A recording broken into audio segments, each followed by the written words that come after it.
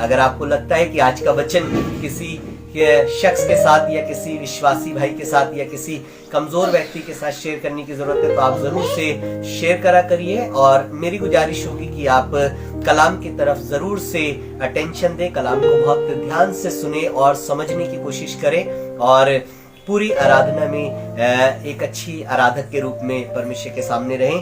मेरे पास एक अच्छा वचन जो मैंने आपको बताया था कि परमेश्वर इस वचन की तरफ मुझे लेकर के गया ताकि मैं आपके साथ ये वचन शेयर कर सकूं प्रभु की बड़ाई के लिए। जो आपको मिलेगा भजन संहिता की किताब उसके 51 अध्याय। जब ये बात परमेश्वर ने मेरे जहन में डाली, मुझे अच्छा लगा कि ये बात तो नए साल के लिए 2021 में परमेश्वर के साथ और अधिक मजबूती के साथ दौड़ने के लिए ये बात हमारी अगुवाई करेगी। और इस वचन को मैं ध्यान से पढ़ने लगा, इस पर मनन करने लगा। परमेश्वर ने बहुत सारी बातें याद दिलाई और आज मैं इस नए साल की पहले इतवार की सुबह में इस कलाम से आपकी और अपनी तरक्की कर लेना चाहता हूँ और वो मिलेगा भजन संहिता 51 अध्याय। बहुत अच्छी आयत है और ये आपकी बहुत अगुवाई करेगी, आपको समझाएगी कि परमेश्वर के साथ किस तरीके से दुआ करके आगे बढ़े। भजन संहिता 51 अध्याय और उसका 10वां पद। यहाँ पर खुदा का बहुत अच्छा खादिम जिसका नाम दाऊद है और इसने खुदा के कलाम में बहुत सारे अधिक गीत लिखे, लेकिन कुछ गीत इसके दुआओं के साथ हैं, कुछ गीत इसकी परमेश्वर की महिमा के साथ हैं और जो दुआओं के साथ एक गीत है, ये गीत मैं आपके साथ शेयर कर लेना मांगता हूँ। उसने जब ये गीत गाया तो ये दुआ करी और दुआ करके इसमें 10वें पद में इसने बहुत अच्छी बात प्रभु के सामने रखी और ये कहने लगा 10वें पद में, हे परमेश्वर मेरे अंदर शुद्ध मन उत्पन्न कर और मेरे भीतर शुद्ध मन उत्पन्न कर। ये वाली दुआ तो आप में से बहुत से लोग, जितने लोग यीशु मसीह को अपना उद्धारकर्ता बना लेते हैं, वो ये वाली दुआ अक्सर करते रहते हैं और रोज खुदा बाप से सॉरी करते रहते हैं, अक्सर पश्चाताप करते रहते हैं। लेकिन आज आपका ध्यान शुद्ध मन की तरफ नहीं ले आना मांगता है। ऐसा लगता है जैसे सिर्फ बाइबल सिर्फ पापों की पश्चाताप के लिए ही बनी है, इसलिए हर प्रचार पश्चाताप को सिखाता रहता है। लेकिन पश्चाताप से ऊपर आने के बाद आपको किस तरीके से परमेश्वर के साथ कौन सी बातें हैं जो आपको मजबूत कर सकती हैं, हमें आज उन बातों की तरफ गौर करना है। इसने एक बात करी और जब ये कहा तो कहने लगा, मेरे अंदर एक अच्छी आत्मा, एक पवित्र आत्मा उत्पन्न कर। लेकिन उससे ऊपर जाकर के इसने एक दुआ करी जो मुझे बहुत आशीष दे गई, जिसने मुझे बहुत कुछ सिखाया और मैं चाहता हूँ ये बात आपकी भी अगुवाई करे। इसमें लिखा है, और मेरे भीतर शुद्ध मन उत्पन्न कर। मन तो भीतर ही है, लेकिन पता नहीं इसने किस तरीके से अपनी तहकीकात करी, अपनी जांच करी और जांच करने की कहने लगा, और मेरे भीतर स्थिर आत्मा नए सिरे से उत्पन्न कर। मुझे शुद्ध मन दे, मैं पवित्र हो जाऊं, मैं दान और वरदानों से भर जाऊं, मैं खुदा का दर्शन पाऊं, खुदा के इबादत करूं। ये बात तो बहुत अच्छी है कि आप एक पवित्र प्रजा बन करके परमेश्वर के सामने रहे। लेकिन आपको पता है, पवित्र प्रजा बनने के बाद भी बहुत सारे लोग, ऐसा लगता है जैसे जिनको ये सीखने की जरूरत है, जो इसका दूसरा सेंटेंस कहा गया है। पवित्र प्रजा तो जो लोग यीशु मसीह पर विश्वास करते हैं, मैं आपको बताऊं, बहुत पश्चाताप करते हैं, बहुत उपवास करते हैं, बहुत क्षमा मांगते हैं, बहुत सॉरी करते हैं, बहुत हम्बल बने रहते हैं। लेकिन उसके बावजूद एक बात और जो दाऊद ने हमें सिखाई, जो दाऊद ने मुझे सिखाई पर्सनली, और मुझे ये बताया कि इसकी जो दूसरी वाली लाइन है, शायद ये नए साल में खुदा के साथ आगे बढ़ने के लिए हमारी तरक्की करेगी। और दूसरी बात क्या थी? उसने कहा कि मेरे भीतर स्थिर आत्मा नए सिरे से उत्पन्न कर दे। आत्मा तो तुम्हारे पास पहले भी थी, आत्मिक तो तुम पहले भी थे दाऊद, तो तुम आज कौन सी आत्मा अपने लिए मांग रहे हो? आज मैं एक स्थिर आत्मा की, परमेश्वर के साथ एक स्टेबिलिटी की बात कर रहा हूं, परमेश्वर के साथ एक स्थिरता की बात कर रहा हूं। अगर आपने पहले पत्रस में ध्यान से पढ़ा तो लिखा है कि वो जो सारे अनुग्रह का दाता है, तुम्हें थोड़े से दुख उठाने के बाद तुम्हें दृढ़ और स्थिर करेगा। परमेश्वर आपको स्टैब्लिश करता है, परमेश्वर आपको मजबूत करता है। परमेश्वर आपको हिलाने डुलाने वाला या डामाडोल टाइप का सा नहीं रखता, होल झोल में नहीं रखता, कश्मकश में नहीं रखता, कंफ्यूजन में नहीं रखता। बहुत तरीके से आपको मजबूती दे देता है। और खुदा बाप का खादिम ये कह रहा था, मैं आत्मिक तो हूं, और कह लगा मेरे को एक अच्छे मन की जरूरत है, इसलिए तू मुझे अच्छा मन तो दे, लेकिन मेरे भीतर एक स्थिर आत्मा नए सिरे से, मतलब मुझे रिन्यू कर, तो ऐसा कर कि मैं अब होल झोल बातें ना करूं, मैं डावाडोल जिंदगी ना जीऊं, मैं अस्थिर टाइप का सा ना लगूं कि कभी कुछ, कभी हाँ कभी ना, कभी विश्वासी कभी अविश्वासी, कभी आस्तिक कभी नास्तिक, है ना। और इस तरीके से मेरी जिंदगी ना रहे। मेरी जिंदगी कभी छाया कभी धूप, ऐसे कभी अंधकार कभी ज्योति, कभी नेगेटिव कभी पॉजिटिव, इस तरीके से मैं अपनी जिंदगी को ना जीने पाऊं। क्योंकि आत्मिक इंसान है, आत्मा की बातें समझता है, इसे अपनी कमजोरियों को देखना आता है और इसे कमजोरियों पर विजय प्राप्त करनी आती है, क्योंकि उसे मालूम है कि वो खुदा से इस बात के लिए भी दुआ करेगा तो परमेश्वर इस बात में भी उसकी मदद करेगा। और इसने बिल्कुल साफ जो बातें अपनी जिंदगी में देख रहा था कि ये बातें ठीक नहीं है, ये बातें भी खुदा के हुजूर लाने की जरूरत है, ताकि हम खुदा के साथ एक स्थिर जीवन जी सके। लोग खुदा के साथ हैं लेकिन स्थिरता के साथ नहीं है ना। और परमेश्वर चाहता है आपको स्थिर बना देना। परमेश्वर चाहता है आपको, अगर आपने क्रिसमस का हमारा मैसेज ध्यान से सुना होगा तो हमने एक बात कही थी कि आत्मिक जन की जिंदगी में एक ठहराव की जरूरत है, बनिस्बत इसके कि वो दौड़ता चला जाए और हवा में घूसे मारने वालों की तरह दौड़े। पौलुस इस बात को मना करने लगा। उसको शायद एक जगह टेंशन देने की जरूरत है, केंद्रित होने की जरूरत है, रुक जाने की जरूरत है, कुछ सोच लेने की जरूरत है। और आज हम उसके दूसरे पड़ाव की तरफ जा रहे हैं कि एक विश्वासी को जो परमेश्वर पर विश्वास रखता हो, एक ऐसे इंसान को जो परमेश्वर का कलाम पढ़ता हो, जो खुदा की रूह में रहता हो, उसको जरूरत है कि वो अपनी जिंदगी को बनिस्बत इसके कि अस्थिर रखे। उसे स्टैब्लिश होने की जरूरत है। उसे कलीसिया के अंदर, प्रेम के अंदर, आत्मा के अंदर, परमेश्वर के वचन के अंदर, परमेश्वर के विश्वास के अंदर उसे स्थिरता की जरूरत है। बनिस्बत इसके कि आप कभी बहुत अच्छे विश्वासी की तरह बात करें और कभी अविश्वासी की तरह बात करें। कभी आप दर्शन से भरे रहे, कभी आपको पता ही ना हो कि खुदा ने आपको क्यों बुलाया है। कभी आपका घर ईमान की मजबूती को हासिल करे और कभी आप सब के सब परमेश्वर से दूर नजर आ जाएं। परमेश्वर चाह रहा है इस नए साल में, हमने सालों साल हमने पुरखाओं के जमाने से इस बात को देखा है और अपनी जिंदगी में जब से हमने यीशु मसीह को ग्रहण करा है, हमने बहुत बार बहुत से लोगों को उन्नत होते हुए और बहुत से लोगों को नीचे आते हुए देखा है। ऐसा क्यों? खुदा बाप आपको एक स्थिर जीवन देना चाहता है। आपके जीवन में किसी भी तरीके की मिलावट, किसी भी तरीके की कंफ्यूजन, किसी भी तरीके का ऐसा माहौल, ऐसे विचार नहीं बना कर रखना मांगता जो उसके रिश्ते में कमजोरी पैदा करे। खुदा बाप चाहता है जैसे उसने आपको चुना है, जैसे उसने आपका अभिषेक करा है, जैसे उसने आपको अपना कलाम दिया, अपनी रूह से भरा है, तो ये रूह सदा परमेश्वर की महिमा करती रहे। इसने अपने अंदर देखा, इस वाली बात को अपने अंदर जांचा कि मैं सब बातों में तो ठीक हूं, मैं खुदा के गीत लिखता हूं, मैं खुदा के साथ चलता हूं, मैं खुदा की इबादत करता हूं, खुदा की महिमा मेरे जीवन से होती है, लेकिन उसके बावजूद भी मैं स्थिर नहीं हूं और आत्मा के अंदर स्थिर नहीं हूं। मैं आत्मा के अंदर कई बार बहक जाता हूं, मैं आत्मा के अंदर कई बार गिर जाता हूं। तो इस शख्स ने पश्चाताप से ऊपर आकर के जो दुआ करी, उस दुआ की शायद इस नए साल में बहुत सारे परमेश्वर के साथ चलने वाले लोगों को जरूरत है कि वो इस दुआ को जरूर से करें। दुआ क्या थी? हे परमेश्वर, मेरे भीतर स्थिर आत्मा नए सिरे से उत्पन्न कर दे। स्थिर आत्मा नए सिरे से उत्पन्न कर दे। एक स्थिर आत्मा की बातें कर रहा है, एक स्टेबिलिटी की बातें कर रहा है, एक मजबूती की बातें कर रहा है। खुदा बाप में अब ये बहकना नहीं चाहता, अब ये गिरना नहीं चाहता, अब ये नीचे आना नहीं चाहता, अब ये हाँ नाना नहीं करना मांगता, अब ये कभी ठंडा कभी गर्म वाली स्थिति में रहना नहीं मांगता। अब ये चाहता है मैं जो कुछ कहूं वही बिल्कुल सही हो और वो खुदा के साथ हो। हालेलुया।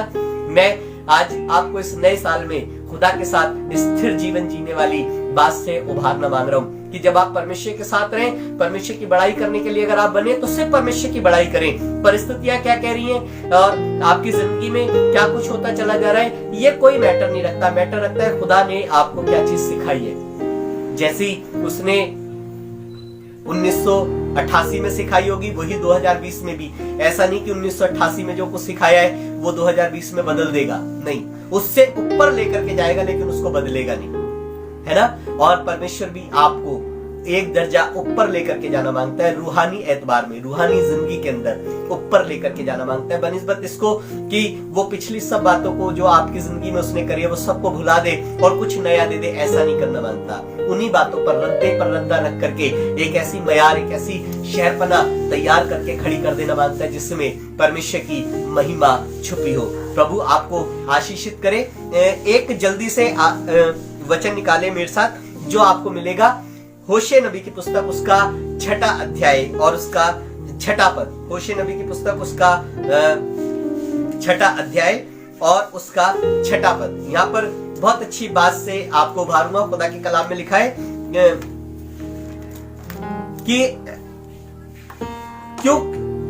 क्योंकि इससे पहले जब आप इसको शुरुआत करेंगे तो आपको समझ आएगा। ये एप्रेम के विषय में कहा गया है। लिखा है, हे एप्रेम मैं तुझसे क्या करूं। खुदा बाप कहने लगा, हे एप्रेम मैं तुझसे क्या करूं, है ना।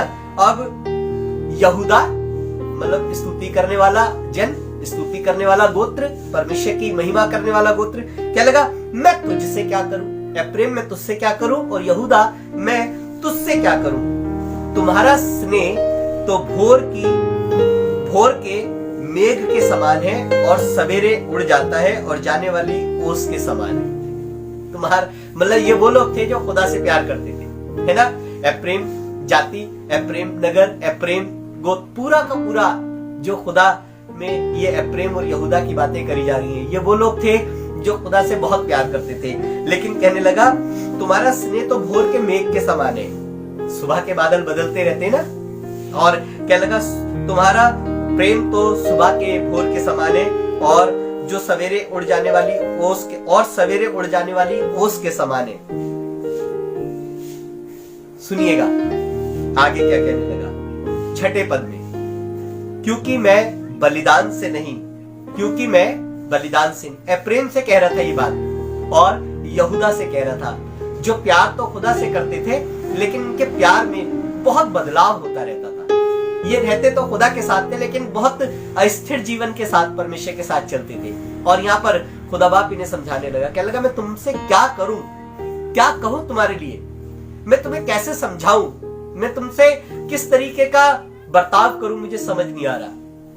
खुदा बाप ने उन्हें समझाया, कहने लगा, मैं बलिदान से नहीं।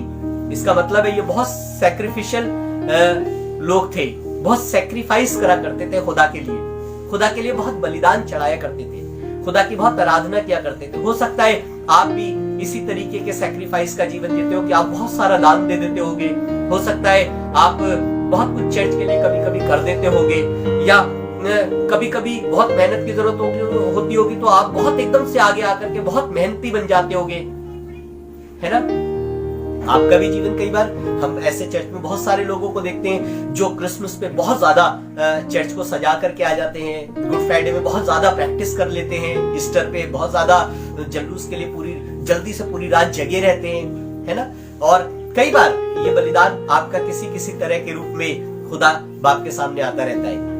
लेकिन खुदा बाप एप्रेम से और यहूदा से, जो बहुत बलिदान चढ़ाने वाले लोग थे खुदा के आगे, ये बात कहने लगा, क्या लगा, तुम्हारा जो प्यार है वो सुबह के बादलों के जैसा है, और कहने लगा जो उड़ जाने वाली ओस है उसके समान है। कहने लगा, सुनो, मैं बलिदान से नहीं परंतु स्थिर प्रेम से ही प्रसन्न होता हूं। स्थिर प्यार, मैं तुम्हारा साल में 3-4 दिन का प्यार नहीं चाहता। मैं तुम्हारा 1 जनवरी, पहले सेकंड, पहले घंटे से लेकर के इस पूरे साल तक एक ही तरीके का प्यार चाहता हूं। मैं चाहता हूं जिस दिन मैं तुम्हारा उद्धारकर्ता बना, जिस दिन तुमसे तुम्हारा प्रभु बन गया, जिस दिन मैं तुम विश्वासी कहलाने लगे। जैसे तुम पहले दिन थे वैसे ही जब तक तुम्हारी सांसें चलती रही तुम वैसे ही बने रहो, तुम ऐसे ही बने रहो। तुम कुछ भी काम दिखावटी या तुरही बजाने के लिए ना करना, लेकिन तुम एक ही तरीके के प्राणी बने रहना। तुमसे जब कोई मिले ये कहे कि यार ये खुदा में बहुत है, ये जैसी बातें पहले करते थे वैसी आज भी करते हैं, ये जिस तरीके से सेवा का काम पहले करते थे वैसी आज भी करते हैं। ये बदले नहीं, हालातों से नहीं बदले, लोगों से नहीं बदले, तरह तरह की बातों से नहीं बदले। जो आजकल बहुत सारी चीजों में बदलाव होता चला जा रहा है। आपने सुना होगा ना बदलाव किस तरीके का हुआ। पहले कोरोना पार्ट 2, पहले 1, फिर पार्ट 2 आ गया, फिर कहीं पर पार्ट 3 भी नजर आ गया किसी देश के अंदर, है ना। बहुत सारे बदलाव, ये बीमारी है, इसमें बदलाव आएंगे। पहले चोट लगेगी, फिर उसमें से खून निकलेगा, फिर स्वेल हो जाएगा, फिर घाव पक भी सकता है, फिर पता नहीं काट दिया जाए अंग, है ना, और फिर इस बीमारी से निजात मिले। ये बीमारी है, इसमें तरह तरह की बदलाव होते चले जाएंगे। लेकिन जब आप खुदा से मोहब्बत की चर्चा करते हैं, जब आप खुदा के साथ चलने की बात करते हैं, जब आप उसे आसमान का खुदा और जमीन पर अधिकारी परमेश्वर के रूप में मानते हैं या आत्मा का पैदा करने वाला परमेश्वर के रूप में मानते हैं, तो जब आप उसके साथ इस तरीके की बातें करते हैं जो बदलाव की हो, कि कभी वो सामर्थी खुदा है, कभी वो खुदा है ही नहीं, कभी आप विश्वासी हैं, कभी आप विश्वासी है ही नहीं, कभी आप मजबूत है, कभी आप कमजोर हैं, ये खुदा को अच्छा नहीं लगता, ये परमेश्वर को नहीं भाता। परमेश्वर कह रहा है, परमेश्वर आपको समझाना मांग रहा है, परमेश्वर आपसे कहना मांग रहा है। खुदा बाप ये कह रहा है, कहने लगा यहूदा तुम मुझसे बहुत प्यार करते हो और प्यार करने में तुम इतना बलिदान कर देते हो कि पूछो मत है। प्रेम, तुम मेरे से प्यार करते हो, मेरे लिए बलिदान कर देते हो, लेकिन मैं तुम्हारे को एक बात सिखाना मांगता हूं कि मैं स्थिर प्यार से, मैं तुम्हारे प्रेम के अंदर स्टेबिलिटी से खुश होता हूं। मैं तुमसे क्या कहूं, क्या करूं। ऐसे लोगों, अगर मेरी बात सुन रहे हो जो चर्च में कभी मजबूत रहते हैं, कभी कमजोर हो जाते हैं, कभी ईमान में मजबूत रहते हैं, कभी कमजोर हो जाते हैं, कभी बाइबल लगातार पढ़ते हैं और कभी हमेशा के लिए छोड़ देते हैं, कभी आपके घर में दुआ दिखाई देती है, कभी गायब हो जाती है, कभी आपकी जिंदगी रूहानी नजर आती है, कभी दुनियावी नजर आती है, ये विचारधारा, कभी नेगेटिव कभी पॉजिटिव, इस चीज को आपको बदलना पड़ेगा। इस चीज को आपको और हमें बदलाव लाने की जरूरत। पश्चाताप तो आपने कर ही लिया होगा, क्योंकि जिस दिन यीशु मसीह आपका प्रभु बना, वो बिना पश्चाताप के तो प्रभु बन ही नहीं सकता। आपने पश्चाताप तो करा होगा, आप उसके आगे रोए तो होगे, आप उसके आगे गिड़गिड़ाए तो होगे, क्योंकि वो ऐसा खुदा नहीं जो ऐसे ही मिल जाए, वो तो पश्चाताप के बाद ही प्राप्त होता है। और आप में से बहुत से लोगों ने पश्चाताप तो किया होगा, उसको उद्धारकर्ता के रूप में ग्रहण तो किया होगा, लेकिन आज पश्चाताप से ऊपर आकर के, एक स्टेप, एक दर्जा ऊपर आकर के बात सोचने की जरूरत है कि खुदा बाप में मजबूती के साथ आगे बढ़ना है। वरना जैसे कई साल बिता दिया, ऐसे 2021 भी निकल जाएगा। मैं कई बार अपने चर्च में 31 तारीख की रात को कहता हूँ कि बहुत सारे लोग उसके साथ एक कमिटमेंट में आगे बढ़ते हैं, लेकिन वो कमिटमेंट जो होता है वो फरवरी मार्च के बाद गायब हो जाता है, वो वाला, और फिर वही कैलेंडर मार्च के बाद शुरू हो जाता है। जैसे ही आपके विश्वास का, कमिटमेंट का ऑडिट होना शुरू होता है, फिर आपका तरीका उसी ठर्रे वाली विश्वासी जिंदगी पर आ जाता है, ठर्रे वाली रूहानी जिंदगी पर आ जाता है, और उसी तरीके से आप चलते रहते हैं जैसे आपने कई साल उसके साथ बिताए।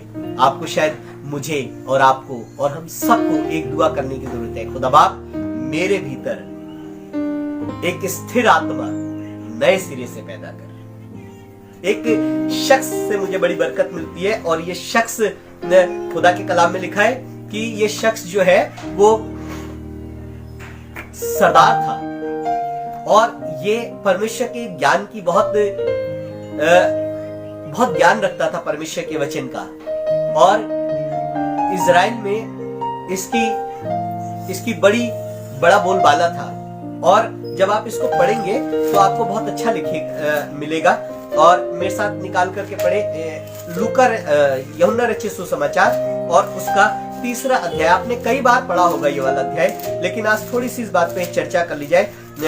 एकदम से इस शख्स को खुदा बाप ने याद दिलाया कि मैं आपसे इसकी बात शेयर करूं।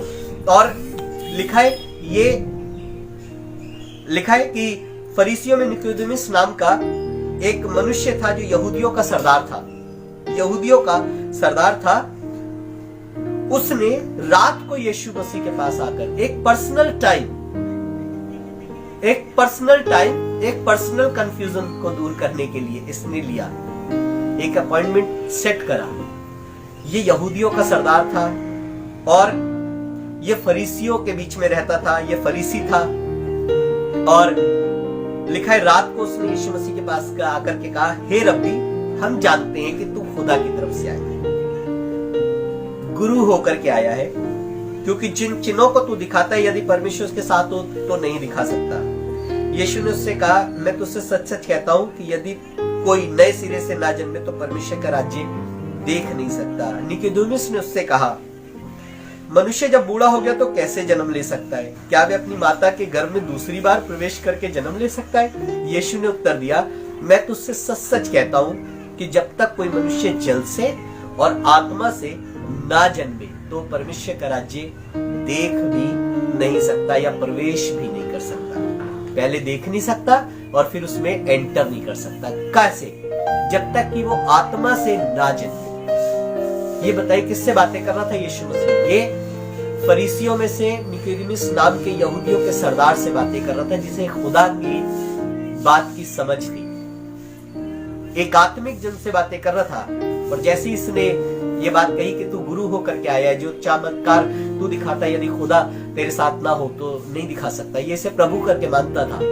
लेकिन आपको पता है यीशु मसीह ने इससे कहा, जब तक तू नए सिरे से ना जन्मे तब तक तू ना तो खुदा के राज्य की बातों को देख सकता है और ना उसमें प्रवेश कर सकता है।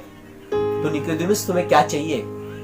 तुम्हें चाहिए कि तुम आत्मिक तो हो, इस बात में कोई शक नहीं। तुम यीशु मसीह का आदर करते हो, उसे गुरु करके मानते हो, इसमें कोई शक नहीं। तुम्हारे ईमान पर, तुम्हारे खुदा के साथ रहने पर कोई शक नहीं किया जा सकता। लेकिन प्रॉब्लम यहाँ पर है कि शायद एक स्थिर आत्मा का पैदा होना जरूरी है, नए सिरे से एक आत्मिक अभिषेक में जाना जरूरी है। और यह आत्मिक अभिषेक क्या था?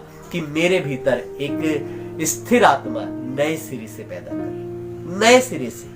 आत्मिक तो थे, लेकिन आज फिर दोबारा एक नई रीति पर तुम्हें आत्मा से बपतिस्मे की जरूरत है, आत्मा से सीख लेने की जरूरत है, आत्मा के साथ आगे बढ़ने की जरूरत है, आत्मिक दर्शन की जरूरत है, आत्मिक समझ बुद्धि ज्ञान की जरूरत है, आत्मिक शब्दों की जरूरत है, आत्मिक विचारधाराओं की जरूरत है।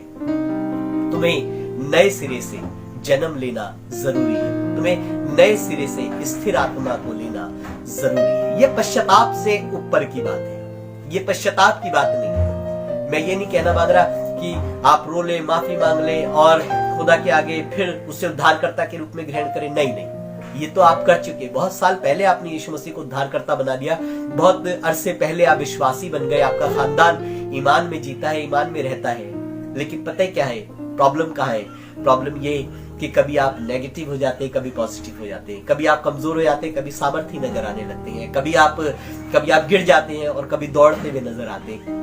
प्रॉब्लम यहाँ पर है, इसको दूर करें। सन 2021 मेरे स्पिरिचुअल कंफर्मेशन का साल होना चाहिए। सन 2021 में मैं खुदा के साथ निश्चित रह करके बिना शक के दौड़ सकूं, उसके साथ रह सकूं।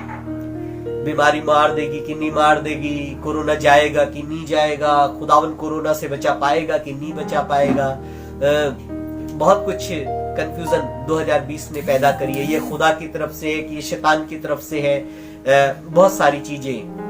आप बताओ कि पूरी दुनिया कैसे ही खत्म हो जाएगी या ऐसे ही रहेगी? यीशु मसीह आएगा भी कि नहीं आएगा? ये कलाम जो है यही सच्चा है कि इसके अलावा किसी और भेद में जाने की जरूरत है? इतना कलाम को कभी भेदे ना कि कलाम का भेद ही ना समझ पाए। कई लोगों ने इतना कलाम को भेद दिया कि भेद में से भी भेद निकालते रहते। सॉरी टू से, इतना ना करें, इतना ना करें। परमेश्वर परमेश्वर ही है, वो अगम्य है, वो महान सामर्थी परमेश्वर है। इतना कंफ्यूज ना रहे कि जो बाइबल आपने आज तक पढ़ी है, पता नहीं उससे कोई नई बाइबल आएगी तो कुछ दूसरा समझाएगी। यीशु मसीह आएगा कि कौन आएगा? सॉरी, आप यीशु मसीह भविष्य देखता था कि खुदा का बेटा था भी कि नहीं था? ये सारी सवालों को हटा दीजिए। अगर आपने यीशु मसीह को उद्धारकर्ता बना लिया तो मतलब बना लिया, अगर वो आपका प्रभु है तो मतलब है। एक स्थिर आत्मा मेरे भीतर आने की जरूरत है। मैं विश्वासी हूं लेकिन कंफ्यूजन में जीता हूं। मैं गीत गाता हूं लेकिन उदासी में गाता हूं। मेरा वो प्रभु है लेकिन कई बार मुझे दिखाई नहीं देता, कई बार मुझे समझ नहीं आता। ये कलीसिया खुदा का अंग है लेकिन कई बार मुझे समझ नहीं आता कि चर्च खुदा का अंग है। और इसलिए शायद मुझे और आपको ये बात सीखने की जरूरत है। चर्च जो है वो खुदा का बदन है, खुदा का बदन। यीशु मसीह उसका सिर है। आप सोच करके देखिए, चर्च मेरा ग्लोरी है, मेरी ग्लोरी, मेरी महिमा की जगह है। अगर चर्च का सिर यीशु मसीह है तो मैं यीशु मसीह का बदन हूं। मुझे शायद ये बात सीखने की और समझने की जरूरत है। हालेलुया। आप खुदा के लोग हो, आपको सीखने की और समझने की जरूरत है। ये कलाम खुदा का कलाम है, आपको सीखने की और समझ की जरूरत है। जिस पवित्र आत्मा से आप भरे गए हो, खुदा की रूह की, खुदा का हिस्सा है, उससे आप भरे गए हो, मैं भरा गया हूं। तो खुदा बाप, क्या जरूरत है? सब बातों में तो मैं विश्वासी बन गया हूं, तो मेरा उद्धारकर्ता बन गया है, तो फिर क्या जरूरत है? मुझे मेरे भीतर एक स्थिर आत्मा की जरूरत है, जिसमें कंफ्यूजन ना हो, जिसमें कोई मिलावट ना हो, जिसमें कोई किसी भी तरीके का डावाडोल टाइप का सा जीवन ना हो। एक स्थिर आत्मा मेरे भीतर उत्पन्न कर। निकोदेमुस, तुम्हें नए सिरे से आत्मा में पैदा होने की जरूरत है। बाकी कुछ नहीं है। बाकी तुम ज्ञानवान हो, परमेश्वर का ज्ञान रखते हो, तुम मुझे गुरु करके मानते हो, तुम मेरे साथ पर्सनल डिवोशन में आए हो, पर्सनल अपॉइंटमेंट लेकर के मेरे पास आए हो। तुम्हें क्या जरूरत है? तुम्हें सिर्फ नए सिरे से स्टेबिलिटी की जरूरत है। तुम्हें एक स्टेबिलिटी की जरूरत है जो आत्मा के अंदर होनी चाहिए। एक आयत और निकाले जल्दी से, और ये आपको मिलेगी होशे नबी की पुस्तक की तरफ ही चलते हैं, और ये आपको मिलेगी 14 अध्याय के अंदर। होशे नबी की पुस्तक उसका 14 अध्याय जब आप पढ़ेंगे तो आपको पता है, यीशु मसीह में आप बड़ी सारी बातें करते हैं कि यीशु मसीह ऐसा करेगा, वैसा करेगा। यीशु मसीह का हाथ ऐसा छोटा नहीं हो गया कि वो उद्धार ना कर सके। यीशु मसीह हमें बचा लेगा। ये सब काम यीशु मसीह करेगा। यीशु मसीह ने आपको बचाने के लिए, छुड़ाने के लिए अपने आप को दे दिया। लेकिन आपको पता है, एक मेहनत और करेगा यीशु मसीह। एक मेहनत जो विश्वासियों के लिए 2021 के अंदर करी जाएगी, वो मेहनत की तरफ आप जरूर से गौर करें। और अगर आज तक आपको लगा है कि ये वाली मेहनत मेरे लिए खुदा ने नहीं करी, तो आप इसके लिए दुआ करें कि खुदा बाप ये वाली मेहनत करे आपके लिए। आपको पता है एक मेहनत क्या करेगा खुदा यीशु मसीह? खुदा के कलाम में लिखा है, 14 अध्याय उसके 4 पद में लिखा है कि मैं उनकी भटक जाने की आदत को दूर करूंगा। ओह वाह! खुदा बाप के साथ ये 14 अध्याय को पढ़ेंगे तो ये है इजराइल के विषय में लिखा है, शुद्ध मन वाले लोगों के विषय में लिखा है, परमेश्वर के राजकुमार के विषय में लिखा है, परमेश्वर की निज प्रजा के विषय में लिखा है। और इनसे कहने लगा, हे इजराइल, अपने परमेश्वर यहोवा के पास लौटा, अपने खुदा के पास। मैं तुम्हारा हूं, इस बात को समझ लो। ओहो, ये बात समझ नहीं आई। ये इजराइल है, ये उसका चुना हुआ वंश है, उसका राजकुमार है। खुदा ने इसके लिए एक अलग प्लानिंग रखी है, लेकिन ये उससे दूर। कभी जब पास था तो इसने खुदा की मोहब्बत को, खुदा के ऑर्डिनेशन को देखा कि खुदा ने इसको क्या कह के ऑर्डेन करा है, नियुक्त करा है। लेकिन उसके बाद ये अलग चला गया। फिर कहने लगा, हे इजराइल, अपने परमेश्वर के पास लौटा। और फिर कहने लगा कि मैं उनकी भटक जाने की आदत को दूर करूंगा। मैं उनके लिए अपने बेटे को कुर्बान कर दूंगा, उनके पर अपना कलाम दे दूंगा, उनको रूहानी अभिषेक दे दूंगा, उनको दर्शन दूंगा, उनके लिए सब बातें करूंगा। लेकिन एक बात में और मैं उनके लिए मेहनत करूंगा, और वो बात ये होगी कि मैं उनकी भटक जाने की आदत को दूर करूंगा। भटक जाना, खुदा बाप के साथ चलते चलते उसके पास से भटक जाना, इस आदत को मैं दूर करूंगा। खुदा बाप एक काम में और मेहनत करता है इंसान की जिंदगी में। विश्वासी तो आपको बना देता है, अभिषेक आपको कर देता है, कलाम आपको दे देता है, कलीसिया आपको दे देता है, सब चीजें आपके पास खुदा की हुजूरी में रहती है। लेकिन उसके बाद एक मेहनत और करता है, वो आपकी बार बार भटकती हुई दशा को स्थिर कर देता है। मैं उनकी भटकती हुई आदत को दूर करूंगा और उनसे सेत मेत प्यार करूंगा, क्योंकि मेरा क्रोध उन पर से उतर गया है। हालेलुया।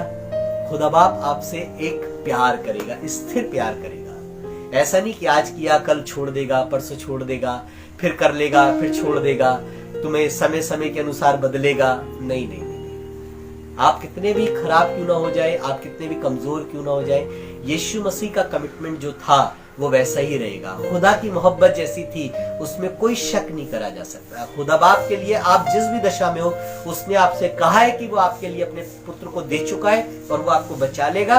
उसने आपके लिए स्वर्ग तैयार करा, तो इसमें कोई कभी कंफ्यूजन नहीं आएगी। खुदा की जिंदगी में, खुदा बाप की बात में कभी कोई बदलाव नहीं आएगा। उसने कहा मैं बदलने वाला परमेश्वर नहीं हूं। खुदा बाप आपको प्यार करेगा, आप चाहे कितने खराब, कितने कमजोर, कितने अविश्वासी टाइप के क्यों ना हो जाओ, आपको खुदा ने अपना बच्चा बनाया है। जब आप गिर जाओगे वो आपकी कमजोरी को पहचान लेगा, वो आपके अविश्वासी होने की दशा पर अनुग्रह कर देगा और वो आपको बचा लेगा। आपने एक ऐड सुना होगा ना, टेढ़ा है पर मेरा है ना। तो खुदा बाप को अपने बच्चों की स्वभाव, अपनी सोच, उनकी जिंदगी की सामर्थ्य खुदा को मालूम है। उसके लिए आप कैसे भी क्यों ना हो, उसे मालूम रहता है कि उसने आपको बचाने के लिए अपने बेटे को बलिदान कर दिया, और इसलिए कह रहा है मैं इनके भटक जाने की आदत को दूर करूंगा। ये थोड़े थोड़े टेढ़े हैं लेकिन मैं इन्हें संभाल लूंगा। ये कभी कभी गिर जाते हैं लेकिन मैं इन्हें उठा लूंगा। ये कभी कभी बहक जाते हैं, मैं इन्हें संभाल लूंगा, मैं इन्हें लेकर के चलूंगा। लिखा है प्रेरितों के काम में कि मैं एक ऐसी जाति की ओर अपने हाथ पसारे रहा जो टेढ़ी है। अरे भैया, जब टेढ़ी है तो काय को हाथ पसार रहे हो? खुदा कहेगा मैं जानता हूं टेढ़ा है लेकिन मेरा है। आप ऐसे ही प्यार की जरूरत है कि खुदा बाप चाहे मुझ पर बरकत दे ना दे, मुझे खुश करे ना करे, मेरे मन के मुताबिक चीजें हो ना हो, लेकिन तू खुदा है, तू सामर्थी है, तू महान है, और इसलिए मैं तेरे साथ चलूंगा। मेरे भीतर एक नई आत्मा, नए सिरे से, स्थिर आत्मा नए सिरे से उत्पन्न कर। खुदा बाप आपको और मुझे एक स्थिर आत्मा के जीवन में आगे लेकर के जाना मांगता है। यिर्मयाह नबी की किताब निकालें, उसका 17 अध्याय और उसका 5वें पद से पढ़ेंगे तो आपको अच्छा लगेगा। यिर्मयाह नबी की पुस्तक, उसका 17 अध्याय और उसके 5वें पद में इस प्रकार से लिखा है, यहोवा परमेश्वर यूं कहता है, शापित है वे पुरुष जो मनुष्य पर भरोसा रखता है और उसका सहारा लेता है। शापित है वो इंसान जो खुदा से ज्यादा इंसान पर भरोसा रखता है और उसका सहारा लेता है, इसलिए वो शापित होता है। अब ये कौन सा मनुष्य है जो खुदा से ज्यादा इंसान पर भरोसा रखता है? सुनिएगा कौन सा इंसान है, उसकी भी चर्चा लिखी है। लिखा है, जिसका मन यहोवा से भटक जाता है। जिसका मन खुदा से भटक जाता है। ये इंसान खुदा को भूल करके इंसान की तरफ देखने लगता है। ओ, अगर ये नहीं करेंगे तो कौन करेगा, अगर ये नहीं रहेंगे तो कौन रहेगा, अगर ये नहीं संभालेंगे तो कौन संभालेगा? ओ, कोई नहीं संभालेगा। आप अच्छे हो, विश्वासी हो, लेकिन आप खुदा से ज्यादा भरोसा कई बार इंसान पर रख लेते हो। तो खुदा कहने लगा ऐसा मनुष्य शापित हो जाएगा। क्यों? क्योंकि ये वो इंसान है जिसका मन भटक जाता है। और लिखा है 6ठे पद में लिखा है, वह निर्जल देश के अधमरे पेड़ के समान होगा और कभी भलाई न देखेगा। वह निर्जल और निर्जन और लोन छाई भूमि पर बसेगा। फिर लिखा है, धन्य वे पुरुष जिसका भरोसा खुदा पर रहता है। मुबारक है वो इंसान जिसका भरोसा खुदा पर रहता है। और लिखा है, जिसने परमेश्वर को अपना आधार बना लिया हो, वो उसी पर डिपेंड है। ऐसा इंसान ब्लेस होएगा। खुदा बाप ऐसे ही प्यार को चाह रहा है, एक ऐसे ही रुकाव को, ठहराव को चाह रहा है। आत्मिक जिंदगी के अंदर खुदा बाप एक स्थिर स्टेबिलिटी को चाह रहा है, आपकी स्थिरता को चाह रहा है। और जब कभी आप भटकते हुए नजर आएंगे, जब कभी आप बिगड़े हुए नजर आएंगे, जब कभी आप कंफ्यूजन में नजर आएंगे, तो खुदा बाप आपके लिए मेहनत करने को तैयार है कि वो आपकी इस भटक जाने की आदत को दूर करेगा। कई लोग, मैं कल एक रियलिटी शो देख रहा था टीवी के अंदर, और उसके अंदर एक बड़े अच्छे सिंगर ने एक बात कही कि ये वो दोस्त आए हुए हैं मेरे जिन्होंने मेरे दुख के टाइम पर मेरा साथ दिया। एक रियलिटी शो में उसके एक सिंगर था, उसके दोस्तों को बुलाया गया था और वो दोस्त थे जिन्होंने उसके दुख के टाइम पे, जब वो MBA की फीस नहीं भर पा रहा था, तो उसके सारे दोस्तों ने मिलकर के उसकी फीस भरी और काफी समय तक साथ देते रहे। और जब वो अपने शो करता था तो उसका शो कोई सुने ना सुने, लेकिन उसके दोस्त बैठ करके उसका शो सुनते थे। बहुत अच्छा लगा। जब सब छोड़ के जा रहे थे, जब सब कुछ खत्म हो गया था, तब उसके वो दोस्त उसके साथ बने रहे। आज इतनी ग्लोरी खुदा ने मतलब उस समय इस शो ने उन्हें दी कि जब उस शो में उसके नियरेस्ट और डियरेस्ट लोगों को बुलाया गया तो उसने अपने उन दोस्तों को बुलाया जो उसके उस समय में साथ थे। अब आप बताइए, ऐसे फ्रेंड्स कौन पसंद नहीं करेगा? ऐसे मित्र कौन पसंद नहीं करेगा? ऐसे मेंबर कौन पसंद नहीं करेगा? इस तरीके का परिवार कौन पसंद नहीं करेगा जो स्टेबिलिटी में हो, जिसे पता हो कि नहीं यही मेरा दोस्त है, ये दुख में भी दोस्त है, सुख में भी दोस्त है। मेरे पास ऐसे बहुत सारा अनुभव है। मैंने बहुत सारे चर्चेज में देखा है। कई बार आप 10 साल किसी पादरी को कहते रहते हो अच्छा है, अच्छा अच्छा, फिर 11वें साल से लेके 15 साल तक फिर किसी दूसरे को कहते हो अच्छा अच्छा है। कई बार आप कह देते हो ये बड़ा चर्च, ये छोटा चर्च, ये बड़ा पादरी, ये छोटा पादरी, ये अमीर पादरी, ये गरीब पादरी। अरे पादरी तो पादरी है, चर्च तो चर्च ही है। वो चाहे 2 लोगों का हो, चाहे 100 लोगों का हो, जहां पर खुदावन यीशु मसीह प्रभु है, वो जगह इज्जत के लायक है। हालेलुया। वो पासबान इज्जत के लायक है, वो परिवार इज्जत के लायक है, वो खुदा के बच्चे इज्जत और प्यार के लायक है। उसमें कभी अलग से आइडेंटिटी नहीं है। उनका सिर्फ एक ही आइडेंटिटी होती है कि इनका परमेश्वर यहोवा है और ये उसके निज प्रजा है। एक ही आइडेंटिटी होती है, उसके अंदर कोई अलग अलग आइडेंटिटी नहीं होती। बाइबल में लिखा है जैसा तू ठाने वैसा ही कर, जैसा तू मन में ठाने वैसा ही कर। खुदा बाप आपके जिंदगी के तरीके को बहुत स्थिरता प्रदान करना मांगता है। इसीलिए उसने, दाऊद बड़ा अक्लमंद था। उसने कभी देखा था, कभी मैं जो ठान लेता हूं वो कर नहीं पाता, कभी मैं कुछ कहता हूं, कभी कुछ कहता हूं, कभी मैं साथ चलता हूं, कभी नहीं चलता, कभी मैं विश्वास की बातें करता हूं, कभी मैं गिर जाता हूं। इसलिए उसने ये दुआ करी जो पश्चाताप से ऊपर की आराधना थी। और आज खुदा बाप आपको पश्चाताप से ऊपर की आराधना में लेकर के जाना मांग रहा है। वो चाह रहा है सन 2021 में लोग कंफ्यूज होकर के खुदा के साथ ना चले, लोग कमजोर होकर के खुदा के साथ ना चले, लोग आत्मिक दशा में बहुत उतार चढ़ाव में ना चले, लेकिन एक स्थिर आत्मा के अंदर खुदा के साथ चल सके। आइए मिलकर के दुआ करें कि खुदा बाप इस 2021 में मेरे भीतर एक स्थिर आत्मा नए सिरे से उत्पन्न कर, नए सिरे से उत्पन्न कर। अब आप चर्च मत बदलीजिएगा, पासबान मत बदलिएगा, घर मत बदल लीजिएगा, है ना। आप चर्च को अपना घर समझा करिए, पासबान को अपना खुदा का ठहराया वजन समझा करिएगा, कलाम को खुदा का कलाम समझिएगा, खुदा की रूह को बहुत सामर्थी महिमा से भरी हुई रूह समझिएगा। अपने प्रार्थना के समय को सबसे बेशकीमती समय समझिएगा।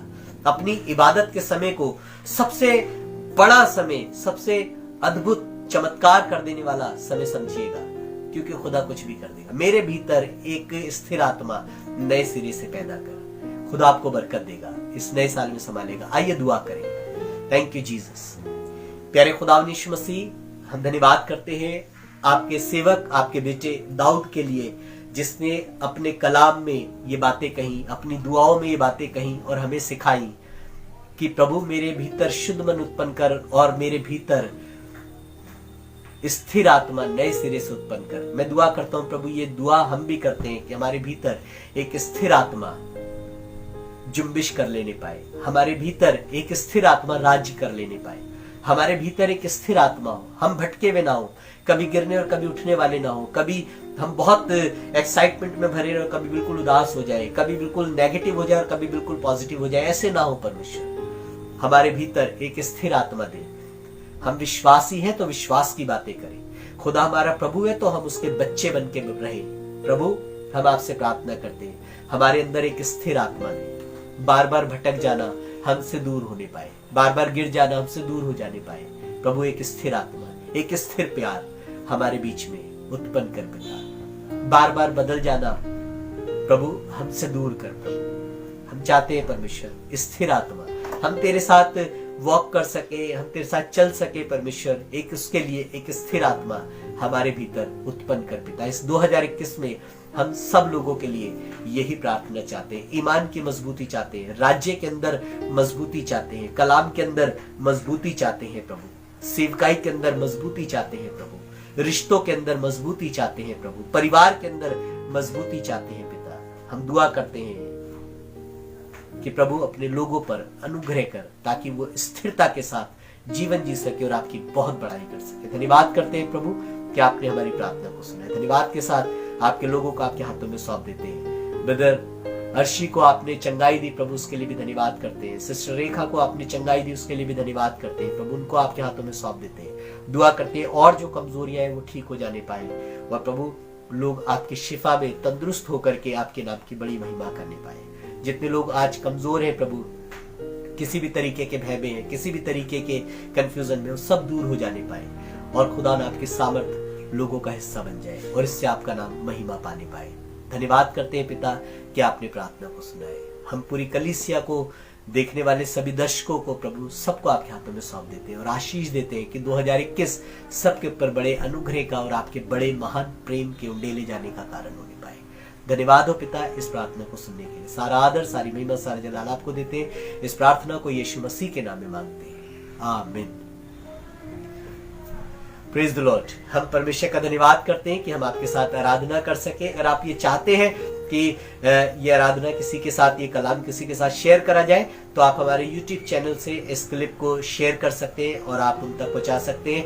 हम विश्वास करते हैं कि प्रभु आपको इस क्लिप के द्वारा आशीषित करेगा। अगले इतवार फिर मुलाकात करेंगे ऑनलाइन सुबह 10 बजे। लेकिन अगर आप ये चाहते हैं कि कलीसिया में गैदरिंग शुरू हो जाए और हम एक साथ मिलकर के आराधना करें, तो हम चाहते हैं, कुछ लोगों ने हमारे को मंथली रेंट के लिए जो हमने आपसे डिमांड करी थी कि हमारे को 12 हमने आपसे रिक्वेस्ट करी थी कि हमें वो 12 लोग चाहिए जो 1 महीने के रेंट को खुदा के घर के लिए दे सकें। अगर आप उनमें से एक हैं तो आप हमसे, व्हाट्सएप नंबर हमारा है 9717241615। यही हमारा गूगल पे और पेटीएम का नंबर भी है। आप हमें बता करके कि ये दान हमने रेंट के लिए दिया है, आप इस पर दे सकते हैं। लेकिन YouTube चैनल पे जब आप हमारी इस आराधना में शामिल होंगे तो उसमें कलीसिया का अकाउंट नंबर भी होगा, आप उस पर भी सेंड कर सकते हैं। लेकिन आप हमें बताएं, हम चाहते हैं, हमें वो 12 लोग चाहिए जो खुदा के घर में चर्च की शुरुआत के लिए जो मंथली रेंट का बोझ उठा सके अपने कांधों पर, सहकर्मी बन सके। उन 12 लोगों की आवश्यकता है। हमसे प्रॉमिस बहुत तो ने किया है, करीब 4 लोगों ने प्रॉमिस कर लिया, लेकिन हमें प्रॉमिस से ज्यादा काम करने वाले लोगों की आवश्यकता है जो उठ करके अपने दान को भेज दें कि ये आप चर्च शुरू करिए और हम इसका रेंट अपनी द्वारा देना चाहते हैं। तो हम ये चाहेंगे कि ऐसे वो लोग हमारे को अपना मैसेज दें और इस सेवकाई में अपने आर्थिक मदद को देकर के हाथ बढ़ाएं। मैं विश्वास करता हूं कि हम आने वाले, हमारा ये दुआ थी कि हम जनवरी से आराधना को शुरू कर दें। अगर आप ये चाहते हैं कि हाँ ऐसा काम जरूर से कराएं, चर्च आपका है, आप चर्च के लोग हैं, हम आपके खादिम हैं, खुदा की खिदमत करते हैं। अगर आपको लगता है कि हाँ इस सेवकाई को अंजाम देना चाहिए तो आप इसमें जरूर से मददगार बने और अपने हाथ को बढ़ाएं। खुदावंद आपको अजर दे, आपको बरकत दे। आइए मिलकर के प्रभु की आशीष को ग्रहण करें। अगर किसी का बर्थडे, किसी की वेडिंग एनिवर्सरी इस हफ्ते में है, हम आपके लिए बरकत कहते हैं और यीशु मसीह में कहते हैं कि आसमान की गैरफानी बरकतें आपको इस जमीन पर मिलने पाए। जमीन पर जीते जी ना तो आप कमजोर पड़े और ना ही आपको किसी अच्छी चीज की घटी हो। खुदा आपको बरकत दे, आपके परिवार में, आपके व्यक्तिगत जीवन में सुकून बना रहने पाए और उसकी खुशी और शुक्रगुजारी बनी रहने पाए और आप पूरी जिंदगी जब तक जिए तब तक खुदा के साथ उसकी महिमा में नजर आए। प्रभु आपको आशीषित करे। आइए मिलकर के प्रभु की आशीष को ग्रहण करते हैं। और अब हमारे खुदा यीशु मसीह का फजल, खुदा बाप की मोहब्बत, पाक रूह की रिफाकत और शराकत तब से लेकर हमेशा तक हम सबों के साथ, कलीसिया के साथ और जमाने के हर एक ईमानदार के साथ अब से लेकर अब्दुल अबाद तक बनी रही। आमीन।